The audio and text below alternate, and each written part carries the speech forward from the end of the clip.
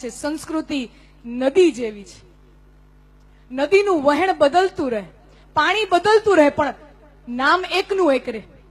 ગંગા નદી હોય તો પાણી બદલતું રહે, પણ નદીનું નામ એકનું એક રહે. અને બદલાવી જોઈએ, સંસ્કૃતિમાં ચેન્જીસ આવવા જોઈએ. જેટલા પણ ફેરફારો આવે છે, અમુક ફેરફારો આવકાર્ય છે.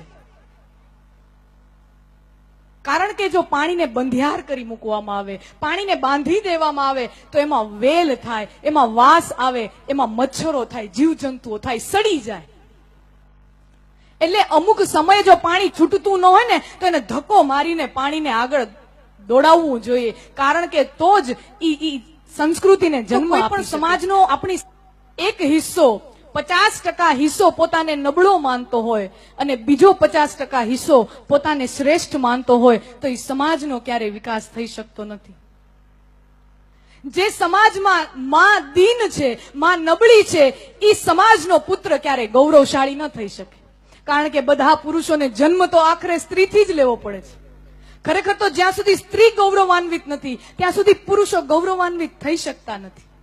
આપણે કદાચ વૈજ્ઞાનિકો પુરુષ છે એ સ્ત્રી કરતા શારીરિક વધારે શક્તિ વાળો હોય, મસ્ક્યુલર પાવર હોય. અમુક અંશે સાચી વાત છે, પુરુષમાં મસ્ક્યુલર પાવર વધારે હોય, મસલ્સની શક્તિ પુરુષોમાં વધારે હોય, પણ સ્ત્રીમાં રેઝિસ્ટન્સની શક્તિ વધારે છે. જેમ પુરુષમાં મસ્ક્યુલર પાવર છે, એ વધારે મોટો પથ્થર ઉપાડી શકે, એ બહુ મોટા મોટા ઝાડવા કદાચ વર્ષો જૂના હોય એને કાપી શકે, પણ એ વધારે પીડા સહન કરી શકતો નથી. જ્યારે સ્ત્રીઓમાં એ શક્તિ છે.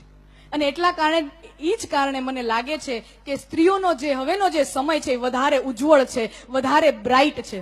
કારણ કે મસલ્સનો ઉપયોગ તો હવે મશીને લઈ લીધો છે. મસ્ક્યુલર પાવરનો ઉપયોગ બધો મશીને લઈ લીધો છે. હવે આપણે મોટા મોટા પહાડો કે મોટા મોટા પથ્થર ઉંચકવાની જરૂર પડતી નથી. એ તો એક ક્રેનથી ઉંચકાઈ જાય છે, જેસીબીથી ઉંચકાઈ જાય છે. કોઈ ઝાડવા હવે કાપવા પડતા નથી, ઇલેક્ટ્રોનિક કટરથી કપાઈ જાય છે. પણ પીડા સહન કરી શકે એવું આજ દી સુધી કોઈ મશીન, કોઈ સાયન્સ ગોતી શક્યું નથી. એટલા માટે સ્ત્રીઓનું ભવિષ્ય વધારે ઉજ્જવળ છે.